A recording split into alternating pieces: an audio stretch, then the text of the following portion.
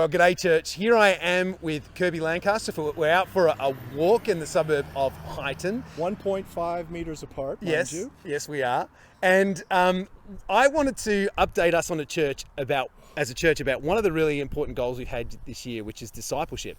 And a number of things have been happening in that space. One of the really exciting ones has been the sexual discipleship course, which Kirby ran for us as a church. Now, Kirby, sexual and discipleship are not terms that we often put together, at least I don't. Do you want to speak to that? Yeah, they're not your normal conjoined twins, at least not in my thinking growing up. But before I say anything else, I just want to say a big thank you to Sylvan and Stuart, two men at the church who helped facilitate the time with me. And of course, we were accompanied by a host of your finest. So thank you. All of us have heard about discipleship. We're learners and followers of Jesus ourselves. That's what being apprentice to Christ is all about.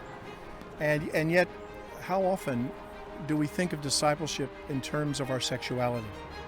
And how do we reflect Christ? How do we live Christ in an honorable way as it relates to our sexuality, our sexual urges, desires, and wishes? And this course offered that, brought the two together with a synergy that was fantastic. And so that's pure and simple what it was. I got to go and visit briefly the starting and the ending of the course. It was just wonderful to see the bunch of guys there. They gathered more than 20 week by week. Kirby, give us a highlight or something you'd like to leave with us from this course that is just completed. Well, if I could give a plug, and I'm implicating Andrew and the church in this, hopefully in the future, this will be run again.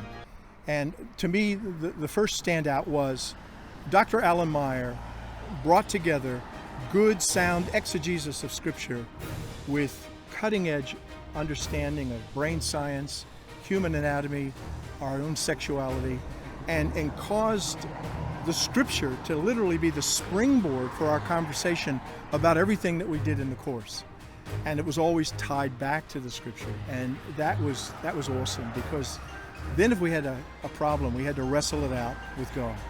The second thing was just the raw, honest vulnerability that was expressed by the men who came.